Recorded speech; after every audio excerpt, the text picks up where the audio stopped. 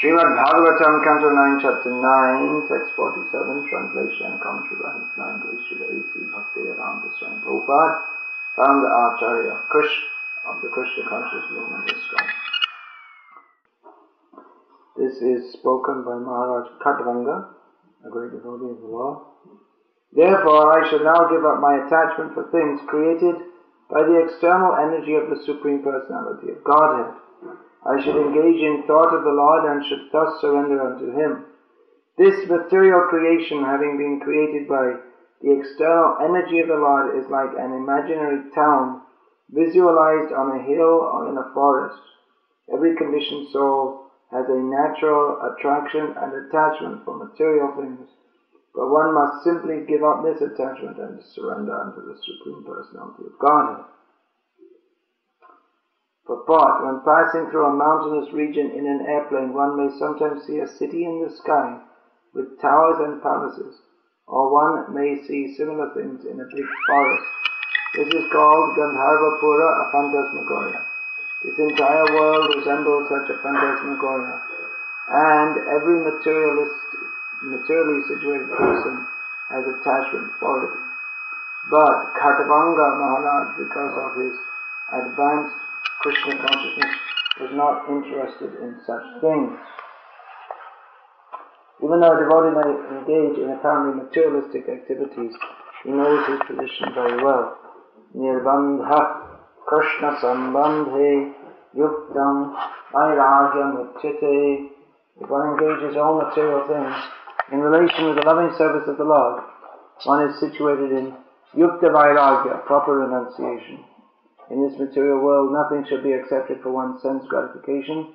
Everything should be accepted for the service of the Lord. This is the mentality of the spiritual world. Maharaj Khatvanga advises that one give up material attachment and surrender unto the Supreme Personality of Godhead. Thus one achieves success in life. This is pure bhakti yoga, which involves vairagya vidya, renunciation and knowledge.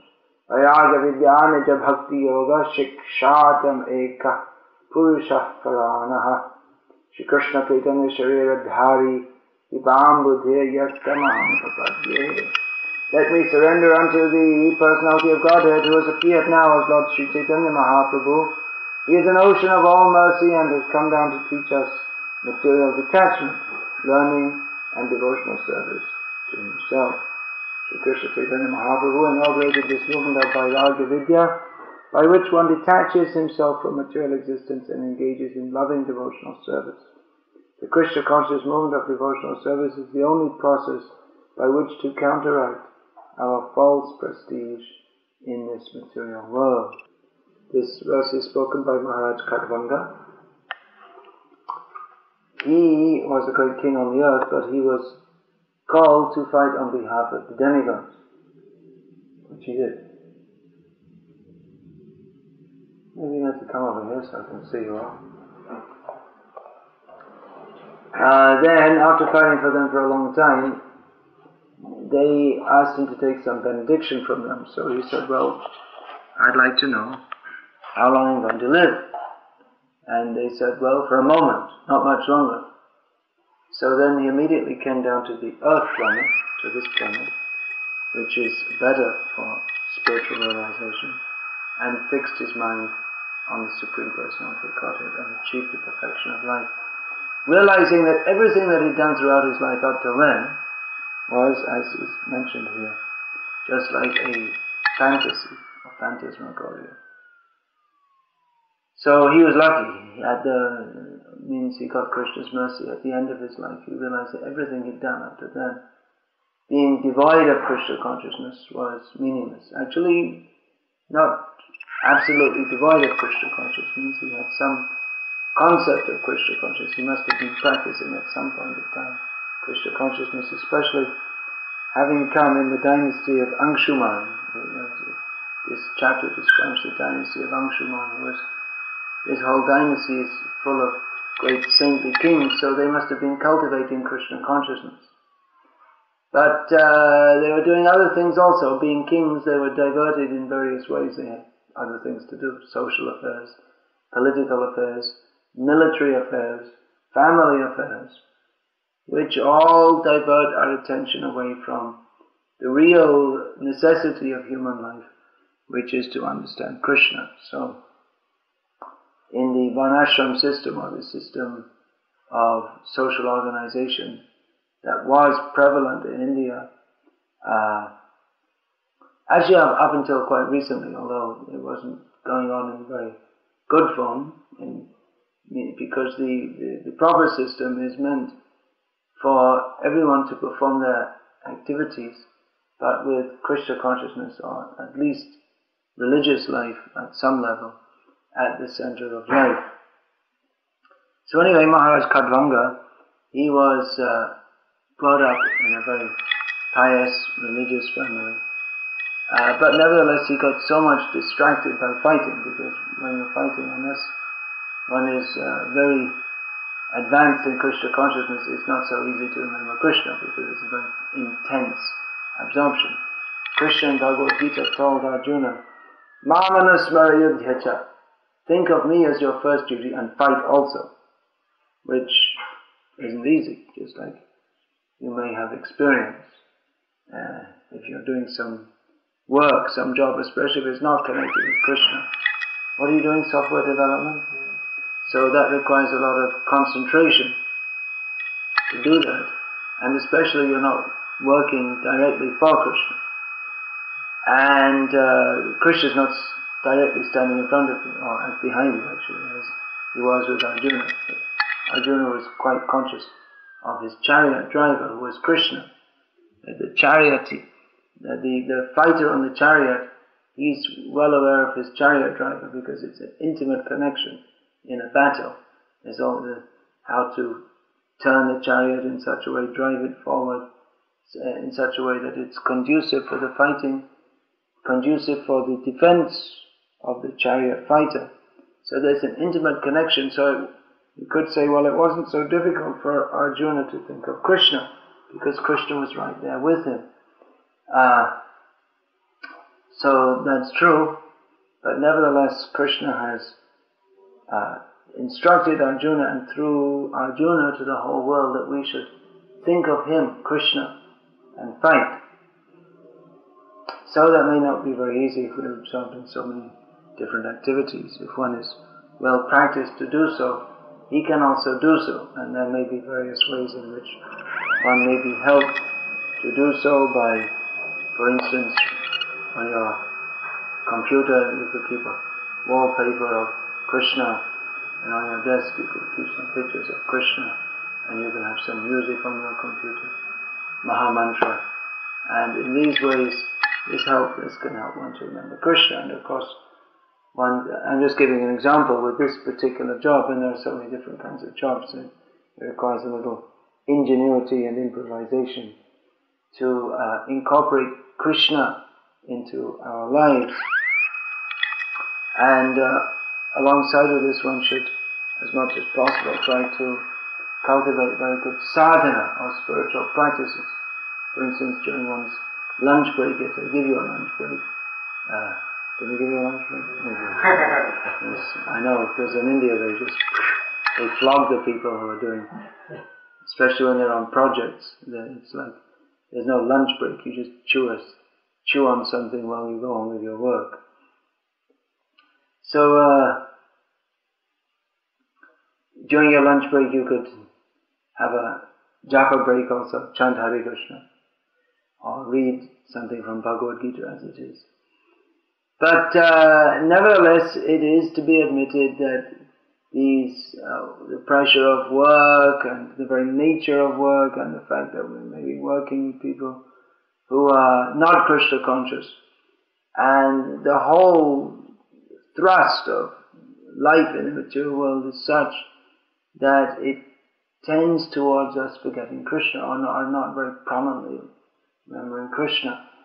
So the varnashram system is set up that after performing one's work, which is necessary, particularly for people in family life, it's not necessary for brahmacharis and vanaprasthas and sannyasis to engage in activities which are meant for family maintenance, because they don't have family.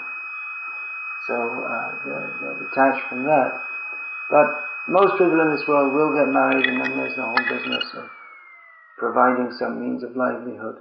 And that takes a lot of one's attention.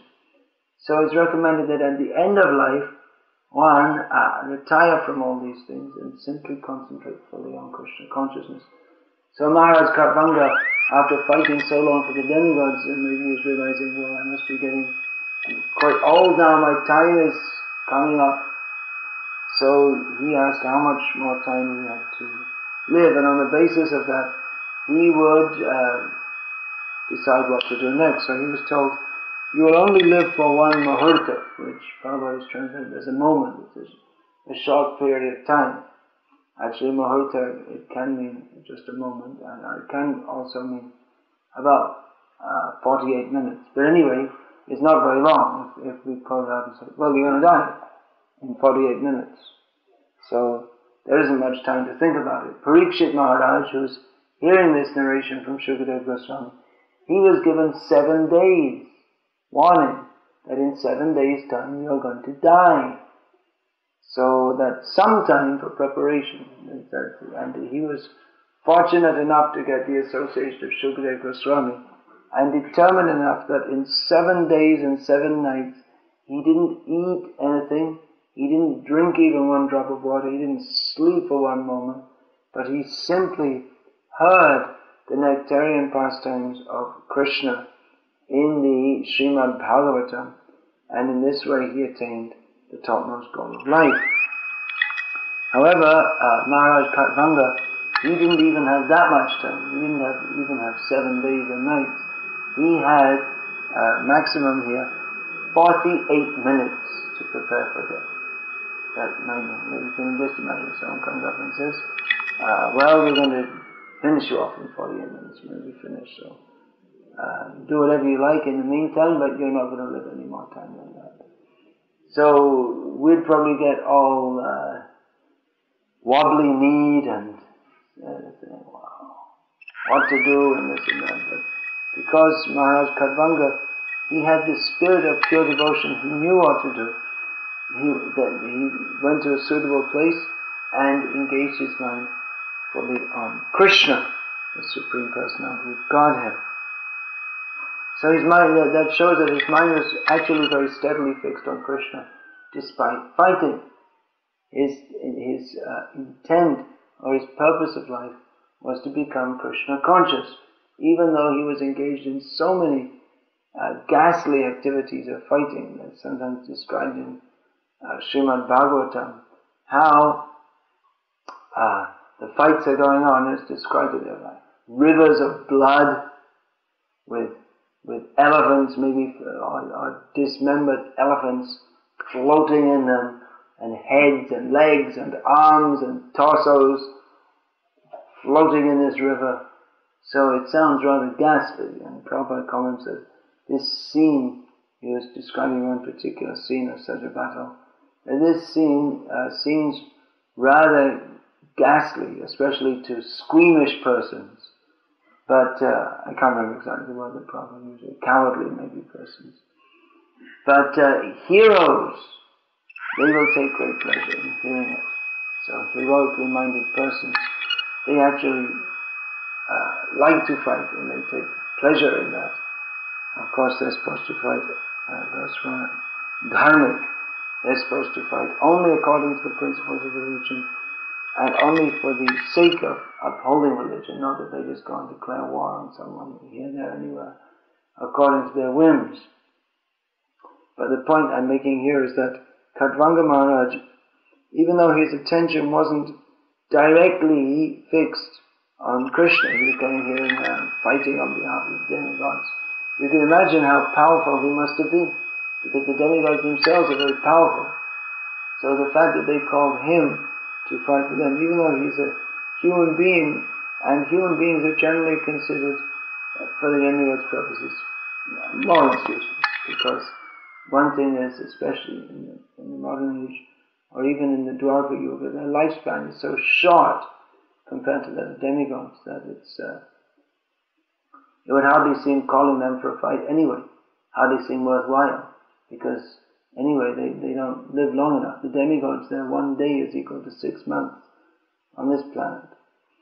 So they wouldn't have much time to put in, because once you go to a higher planet, then the time scale, your body may have certain length of time ascribed to it at birth, but the demigods, they live in a different time scale. So again, someone coming from this planet, they would find that if they were still to live according to their old chart, I guess you could say, is made up, or according to that which was prescribed for them at the time of birth, and they won't have much time to fight anyway. And what's a demigod compared to even a Gandharva, which are the lowest demigods, and Prabhupada sometimes refers to them as sub-demigods. Demigod itself, demi means, is the idea of half, which is an exaggeration, because they're not half God. They're not even anywhere quarter, 1/8, 1/16. They're very, very, even the demigods are very, very small in connection with Krishna. But anyway, if we say sub-demigod, it's like partial. Human beings are generally not considered very physically strong or fit for fighting very much by demigods, although there are exceptions, such as the Pandavas or the monkeys who fought for Lord Ram. They were very, very powerful. They were exceptionally powerful because they were incarnations of demigods, which was unknown to the opposing forces in the case of Ravana. The monkeys who fought for Lord Ram, Ravana thought, oh, what is this? Fighting with monkeys. It's so degrading for him, or embarrassing for him, that he's such a great fighter. He got benedictions from Lord Brahma that I will not be destroyed by any demigods or rakshasas or asuras, but he didn't put humans on the list, because why should we even bother with a human? We eat humans, physically, literally. Fighting with a human, what's a human going to do to me? And what to speak of monkeys? What will a little monkey, what will a monkey do to me? But actually these monkeys were all demigods who had taken that form. So they were extremely powerful in fighting. So anyway, the point is that in fighting, that takes so much concentration, and one has to be angry. Without being angry, no one can fight. So some anger will be there. Then how to think of Krishna? It seems very difficult. It is possible. We see in the case of Arjuna, we see in the case of Krishna, telling Arjuna that you always think of me according to the power of our system. And you also fight. But that may seem to be difficult for us, because we're moving in this world, and this world is such that, well, if you don't concentrate, you'll get your pockets emptied out. I mean, they'll be pickpocketed. If you're not aware of what we're doing, then, for instance, if we just park on the side of the road without thinking, then we may be harassed for half an hour by the police. If we're not concentrating on what we're doing, if we're not thinking, then all kinds of things. If we're working in a factory with some machine and we're not conscious of what we're doing, then maybe your cloth will be sucked into the machine, and then the body will be also. So many things can go wrong. Or we're not properly tending the machine, and the products that we're supposed to be making, it'll all come out all wrong. So in so many ways, if we're walking on the road and we're not concentrating, then we could be run over by a car, or if we're doing software development, and if we're not concentrating, then we can't even begin to do anything at all. So concentration, everything requires some concentration. And what to speak of such activities, even activities if we're serving Krishna, if we're not concentrating, we can't do it. If we're not tuned in, if we're not focused in, we can't distribute Prabhupada's books, we will try and give them to people, and they'll just, walk past, and you wonder what happened to them. Excuse me, and they're already half a mile down the road. So it requires great concentration. That's just an example to just read Prabhupada's books. Or if we're cooking, we may be cooking for Krsna, but if we're not concentrated, then we'll put too much salt in, or we'll put salt instead of sugar in the sweet preparation, and absolutely spoil it, or burn the preparations. If we're not concentrating, things don't work. But just like that, if we're distributing books for Krsna, or if we're cooking for Krsna, you think, well, how am I going to think of Krsna? Because I have to think here, I'm cooking, I have to think about vegetables and butter and salt, and how do I think of Krsna? And definitely if we're living in materialistic society and interacting with that, then we may think, well, how can I think of Krsna?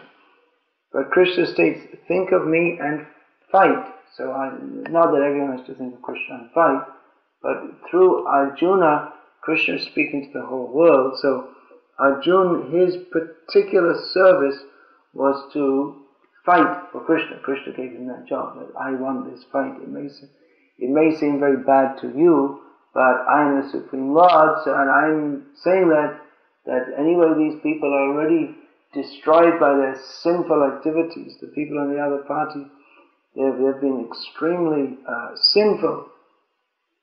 So anyway, they have to die, and then actually everyone in this material world has to die, sooner or later. But generally that is what we call a natural death. Actually there's no such thing as natural death, because death is not natural for the soul. The soul doesn't die. But that's why we resist death. We think it's something horrible, because it's not natural for us to die.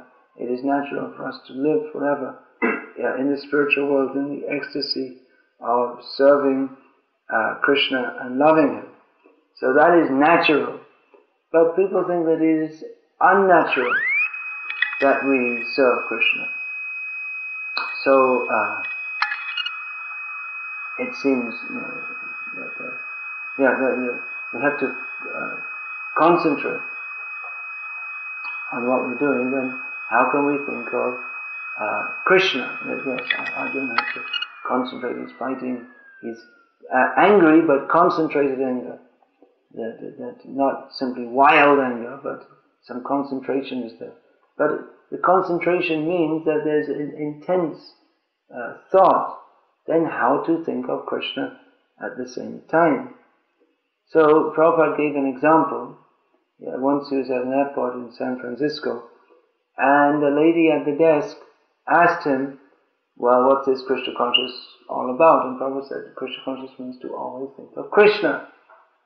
And she said, well, how is it possible to always think of Krishna? For instance, how could I always think of Krishna? Because I have to do my job here. So Prabhupada gave an example. He said that, well, it's just like you're doing your job, but you're always conscious of your appearance. Generally, ladies are more than men. So, for instance, if your hair gets ruffled, somehow or other, maybe something dropped on the floor, and you reach down for it, and in the meantime your hair brushes up against something and becomes ruffled. So Prabhupada said that, well, you're always conscious of your appearance, isn't it? That if I don't know exactly what example Prabhupada gave, but if your hair was to become ruffled, then you take 1 or 2 minutes out from your work to put it back nicely and comb it, and from time to time, if there's a break in the work, you'll see it's very common with the ladies, they have their handbag and they bring out their little mirror and have a look and put some powder on the face and comb the hair a little bit, even though it doesn't need combing. And they're very much conscious of their appearance. So Prabhupada said to this lady, yes, even though you're working, you're conscious of your appearance. Isn't it? She said, yes, of course. So Prabhupada said it's like that we have to do whatever we're doing and still be conscious of Krishna. In other words, Krishna is always there in our consciousness. This means, at least at the back of the mind, and at any point in time we can bring Krishna to the forefront of our minds. In other words, that consciousness of Krishna, which means Krishna consciousness, that consciousness of Krishna, that is to be cultivated as the very focus of our lives. And then we'll always remember Krishna, directly or indirectly. Directly through this very important program of sadhana, which we have every morning, and supposed to be every evening, but often we're doing other things, in which we, devotees, we are supposed to very attentively applying our attention, hear and chant about Krishna. And then we may be at work, or we may be distributing books for Krishna. Whatever we are doing, the direct consciousness of Krishna may not be there as it is when we're hearing Bhagavatam class, for instance, or when we're chanting Hare Krishna, then we're directly in contact with Krishna. However, that coming in contact with Krishna by intensive hearing and chanting throughout the day, that will help us to keep fixed on what we are supposed to be doing here. We're not supposed to be simply concentrating on material things, but we're supposed to see Krishna in everywhere and everything. And Krishna, as Prabhupada quotes this verse in Nirbandha Krishna Sambandhe Yuktam Vairagya. Yes, Prabhupada states, he translates this could be translated in a different way. If one engages all material things in relation with the loving service of the Lord, one is situated in Yukta Vairagya, proper renunciation. So actually we have to renounce this world. Renounce, it means, actually it's not ours to renounce in the first place. Prabhupada gave that example that if a man walks into a bank and declares to everyone, everyone please listen, I'd like to make an announcement that I'm now renouncing all the money in the bank. So I no longer put any claim on it. People think you're crazy because you don't own all the money in the bank anyway. And we don't have any claim on it, so that we can just walk into the bank and say, well, please give me 100,000 euros. Okay, well, write out a check. Well, I don't have a checkbook. I don't have any. Well, do you have an account? No. So why should you give 100,000 euros? Well, because I want it.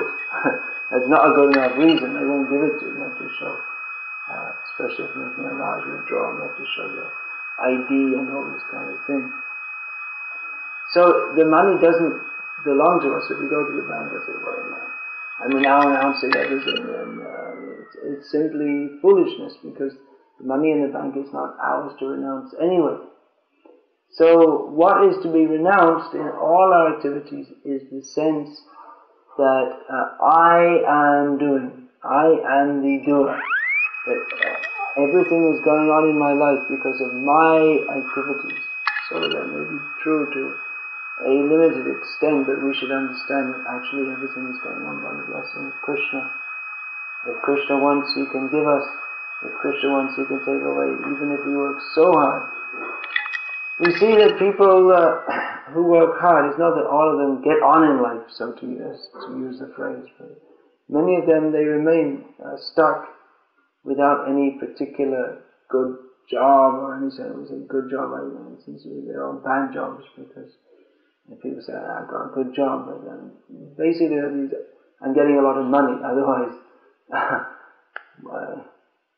what is it? Most people don't actually enjoy their work. Simply they go to work and they have to do it, and there's the boss, and when you see him you have to smile and pretend you're happy.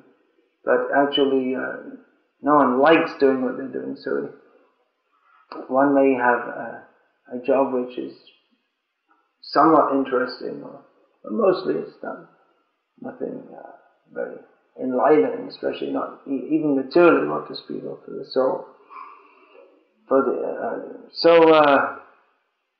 Anyway, this idea, I shall give up. So you may think, well, I've given up my job, I've given up my house, I've given up my family, I don't have anything else left to give up. But actually the very consciousness that I am giving up that in itself is a misconception, because we don't have anything to give up in the first place. In that example of going in the bank. The example of going in the bank is that, well, I'm renouncing everything, but it's not ours to enjoy. If we try to enjoy in this material world separately from Krishna, then we have to suffer our karmic reactions for rebelling against the Supreme Lord. So, it's best to understand, just like Krishna says, we should give up all material activities to serve Him, but those who have material activities also, those who are doing some job or whatever, then it becomes difficult to remember Krishna, especially in modern life where we have to go to work and get up in the morning early and go to work, and there may not be sufficient time for sadhana, there may not be, after working all day, then there may not be much inclination even for doing sadhana, because we're so drained at the end of the day from associating with karma so much, or associating with that whole materialistic atmosphere. So Prabhupada saw this, and saw that the world is in a very precarious condition. Pretty much everyone is absorbed in simply getting money and so-called getting ahead in life, getting 24-inch TV. What's the biggest now, TV? Any idea? Is it 24-inch? And then what people have in their homes, they have big flat screen. Huge thing, So I'm out of date, well out of date probably. Anyway, the idea is that people they're working to get various things, and no one's happy in material life. No, it's people are absorbed in it, but no one's happy in doing all these things. So a devotee, he may be engaged in various activities for maintaining his body, but his activities should be yukta vairagya. In other words, he should work in some job just to maintain the body, so that the body can be engaged in the service of Krishna. So, of course, even through one's work, one can try to serve Krishna in some way or other. Maybe tell others at work about Krishna, give them a book about Krishna somewhere or other. But the activities themselves, they may be not directly aimed at serving Krishna. But anyway, this is the trick that we have to somehow, this is not the trick, but the art that we have to cultivate of remembering Krishna. This, we're talking about devotees who are working in some job, congregational devotees, it's a big name. So they have to cultivate the art of remembering Krishna in difficult circumstances. Arjuna was given the task of remembering Krishna in difficult circumstances. Of course, Krishna is there with him directly, but it would be easy to forget that Krishna is the Supreme Personality of Godhead in such a circumstance that Arjuna is fighting it. Because the battle is so intense, and he might revert to thinking of Krishna as, oh, there's my friend Arjuna, he's sitting on the chariot, without realizing Krishna's full glories.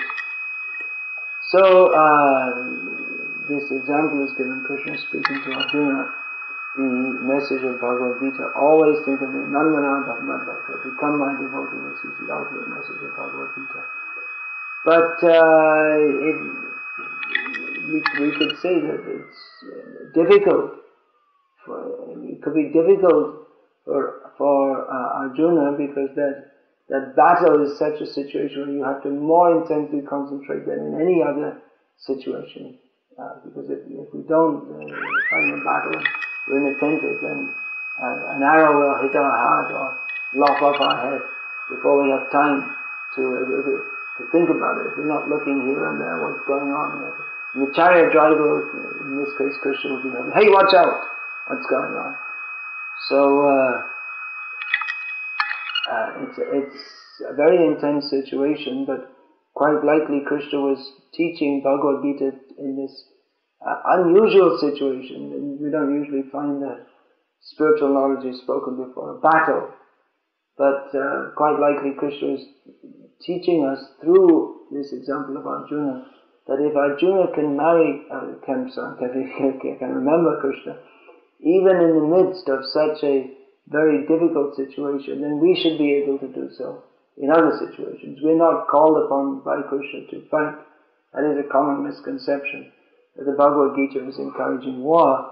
It's not so, but it's giving the example that even in such a situation, one has to remember Krishna.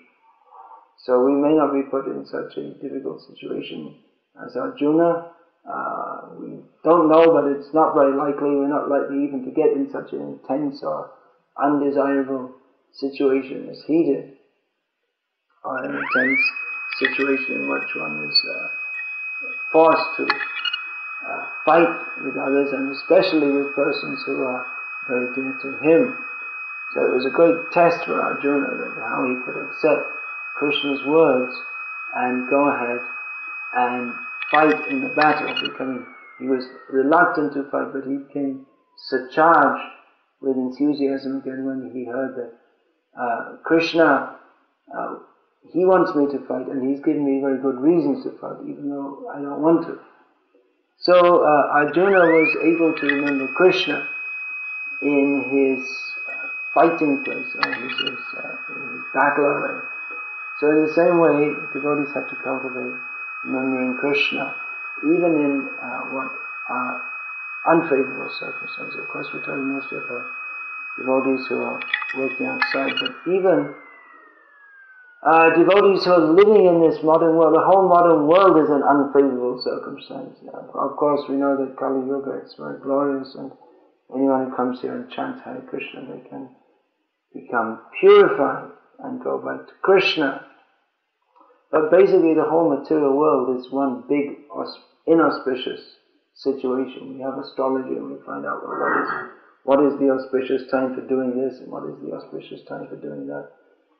So when we say auspicious, it all means it's all relative. It's all relative, because there's nothing genuinely or intrinsically auspicious in this material world. It's all, if we start our business on such and such a date, it may go better because we got the astrologer's advice, but still business means business, and it's hard work, and it's a risk, and there's so many problems. And in the modern age, the astrologers, they don't even recommend business people to offer some donation to a temple like a Krishna. They mostly say that they themselves take money. So devotees, they're enjoying just Arjuna, he was fighting for Krishna. He directly wanted Arjuna to fight for him. So devotees, it may be a little difficult to relate, but I'm not fighting directly on Krishna's order. I'm working for some boss I don't even know who lives in Sweden, or something like that. Mostly nowadays people, more and more, they're working for big corporations, and they don't even know who they're working for. They don't know who their boss is, and they don't even know his name. It's such a big company. Someone situated in one company, and here we are in this branch office in this country, and we may know the name of our local supervisor, but it's very impersonal. People are cut off away from who are they working for, and he doesn't have any feelings for the people who are working for him, because he has so many people working for him. How many people can you reciprocate with? And anyway, he just wants to employ them so he can get some money out of them, and the whole thing. It's all aimed at selling more and more goods, and so he can get some money out of them. So, Vifale Sevino Kripana Durajana Chapala Shubalabalagi, this is the condition of material life.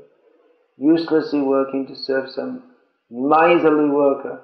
And why am I working? To get some money for eating, sleeping, and depending, and ultimately for sense gratification. If I get any extra money, then that will be used for simply indulging the senses. But anyway, Krishna recommends, whatever situation one may find himself in, that is adjustable. It's not that everyone has to get up on a chariot and start a fight. Okay? But everyone is recommended to remember Krishna. Even if we're not working directly for Krishna, we can Krishnaize that work by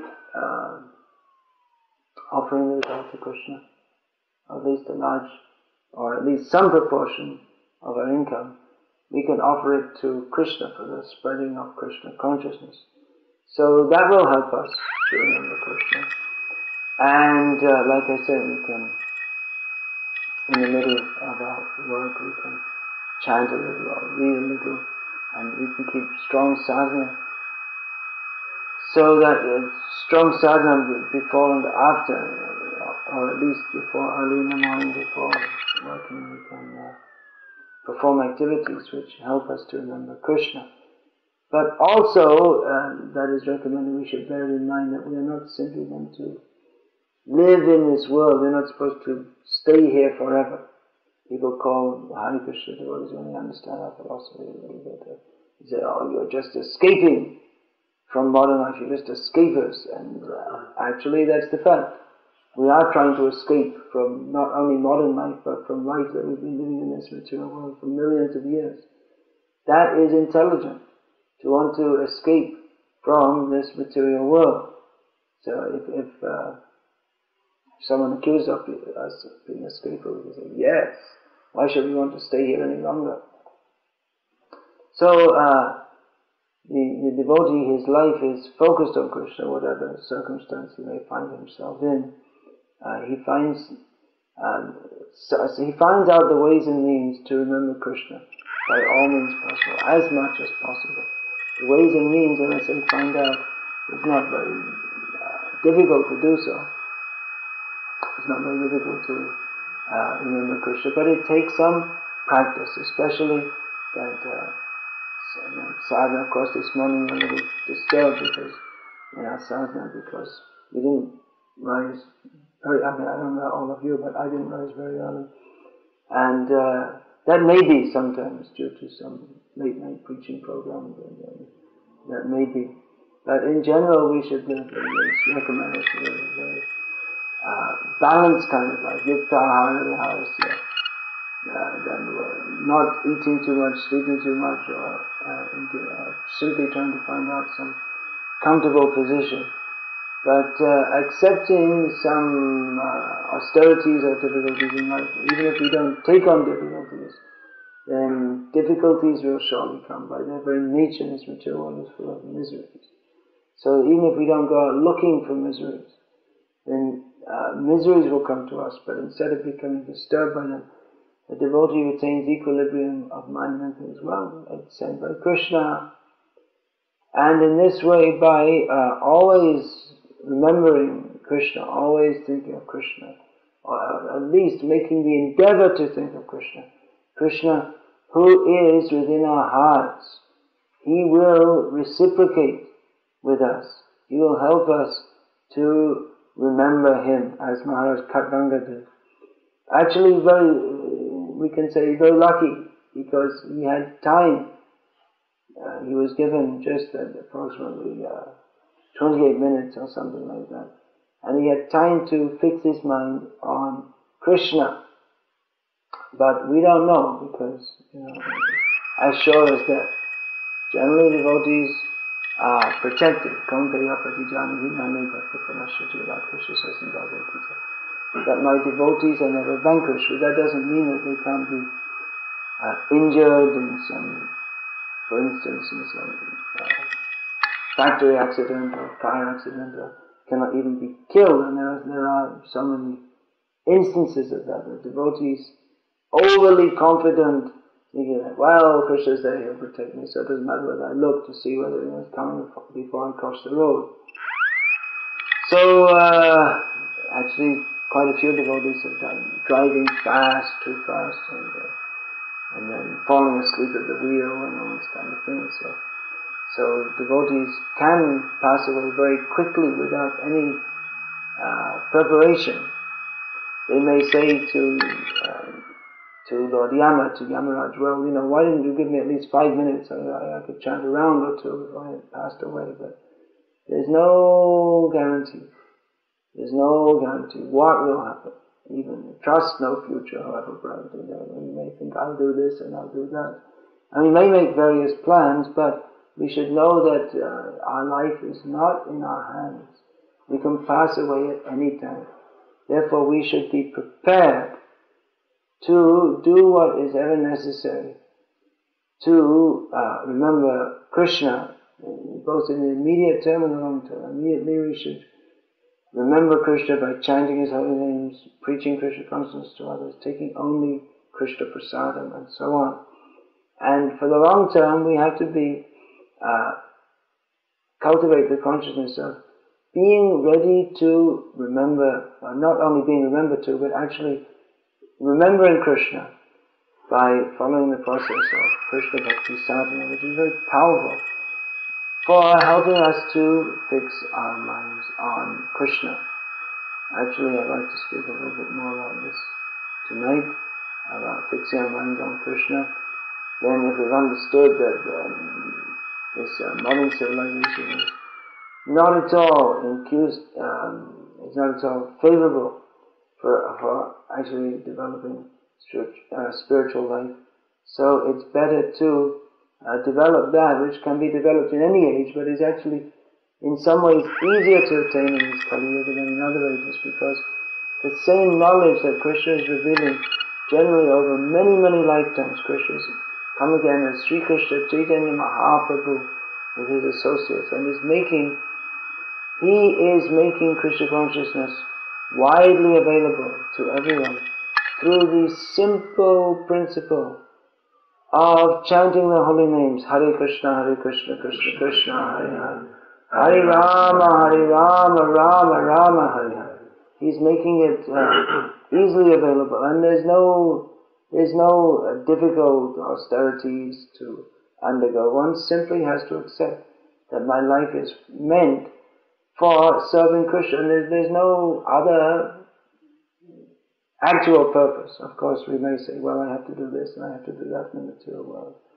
And due to, again, family, social, maybe even political obligations, we have to say and do so many different things. But we should know that although we're caught in this phantasmagoria, Prabhupada says, we're caught in this phantasmagoria, but there's no need actually to get involved in all that. There's no direct need.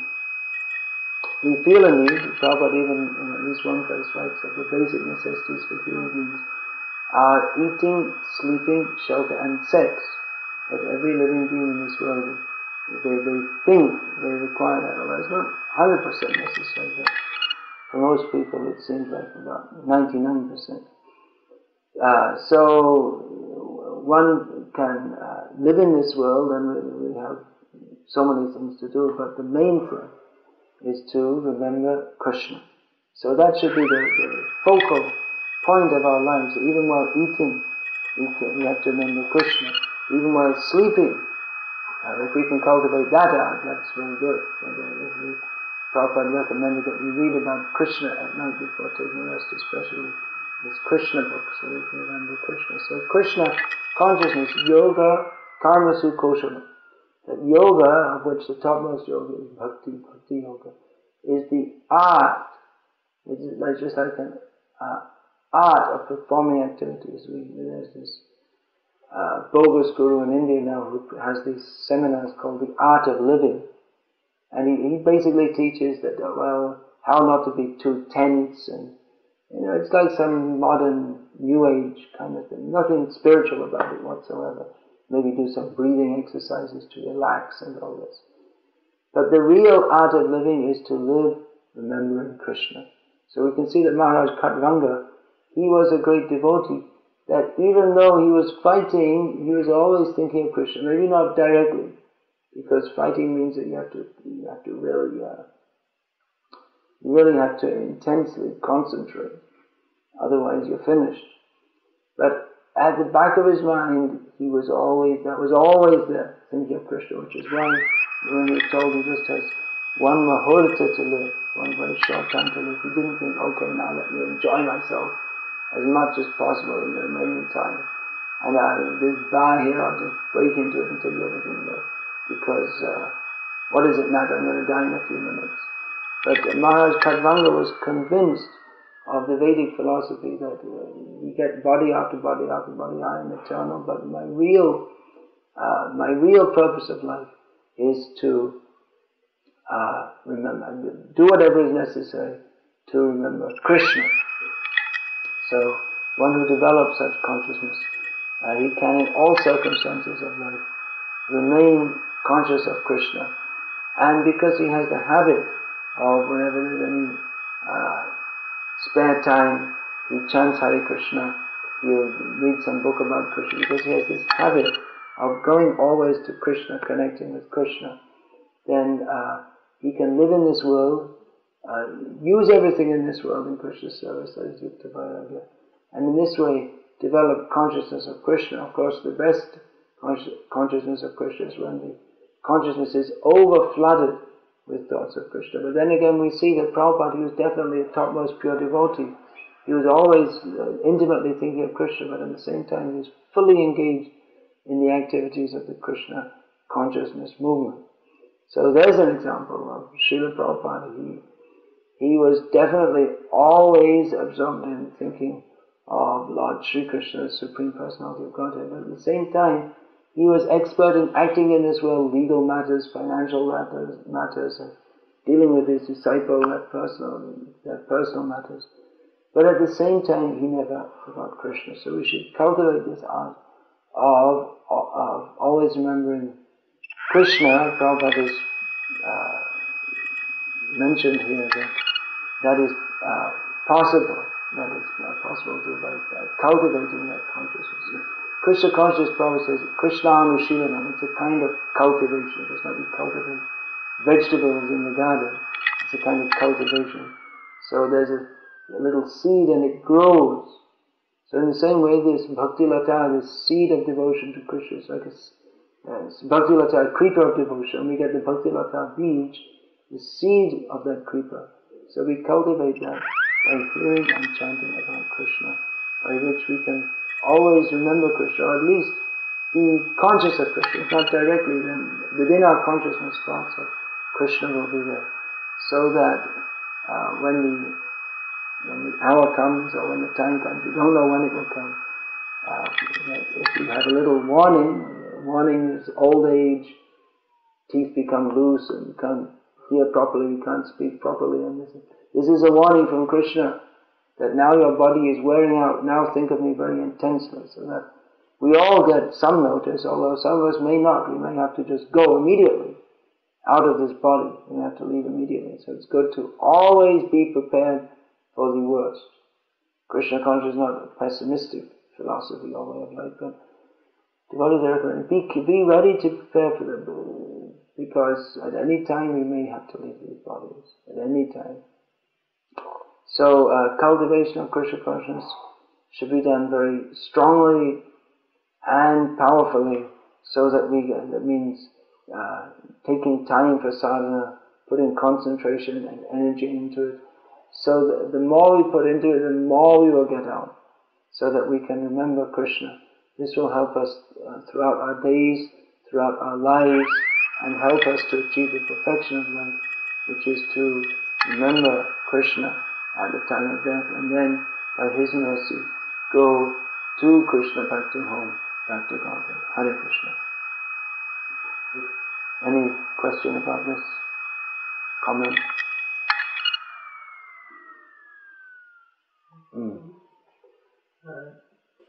Would it be, if the suggestion arises that person is concentrating more on Krishna and is deviating from his work which he's supposed to do? Well, Krishna says, Mama Nusma Yudhya Cha. I mean, fighting, it requires concentration. So Krishna would not have approved if Arjuna in the fight had just gone into raptures of ecstasy, of blissful remembrance of Krishna. In the meantime, the whole war is lost. Krishna would not have approved that. So it's also stated by Rupa Goswami that one should not be neglectful in worldly dealings. There are two things actually. One should minimize worldly dealings, One should only deal with the material world as much as possible. That's one of Rupa Goswami's 64 items of devotional service that he gives. But the other one is that one should not involve with the material world any more than is necessary, because the purpose of life is to cultivate Krishna consciousness. But another injunction says that one should not be irresponsible in the matter of worldly duties. So if by the excuse or whatever I'm thinking of Krishna, therefore I'm not able to work properly, then well, you could do that. You could come and join the Krishna conscious movement. But directly, you already are a member, but fully and directly. But even then, in the Krishna conscious movement, they're saying, well, why you burnt all the chapatis while I was thinking of Krishna? You weren't thinking of Krishna. Because if you were thinking of Krishna, you wouldn't burn the chapatis. You think how to cook them nicely for Krishna. So not serving properly in the name of remembering Krishna is not accepted.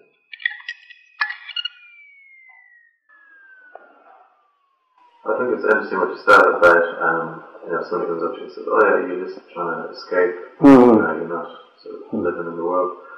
Well, a lot of people that just work just so they can escape at a weekend. Yeah, right, that's true. What about your job? You're a DJ, right? Yeah, well, there's a lot So that what is that listening to that music? It's just like a kind of escapism, just right, yeah. Take your mind away from people. They're driving or they're cooking at home, and it's just to take the mind away from what they're doing. The show that tonight people will listen to when they're getting ready to go out and get drunk. So they're trying to escape. Yeah, that's a good line. You can tell them that also. That everything you're doing is just to escape from what you're doing. Exactly. Yeah. But we're making the real escape, the great escape. We're not just escaping at the weekend. We're escaping forever. We're not going to come back to this place. Some people are escaping to Godhead somewhere. Yeah. As a Shabbat. That's where we belong, actually. Yeah. What did Shabbat say? He says, I joined her back to Godhead. I joined her to Doghead. Yeah, they're escaping. Eventually they escape into a dog's body, which is no escape. That is being bound up. You have no choice to take the dog body. Often we can turn these things around on people. It's like they accuse us and we just turn the whole thing around on them. Just like I was saying the other day that one mini-skirted reporter came up to Prabhupada, and it was quite cool, something like this maybe. It's described as a late summer day and it was quite cool. So she just had mini skirt and just bare legs like that. So she asked Prabhupada in a challenging way, why do you have a bald head? And Prabhupada said, why do you have bald legs? He just turned it round on her. He said it's better to have a cool head and warm legs, because she was quite, she was hotly attacking him. So Prabhupada said better have a cool head and warm legs. Baba was extra, and even she laughed, and then the whole thing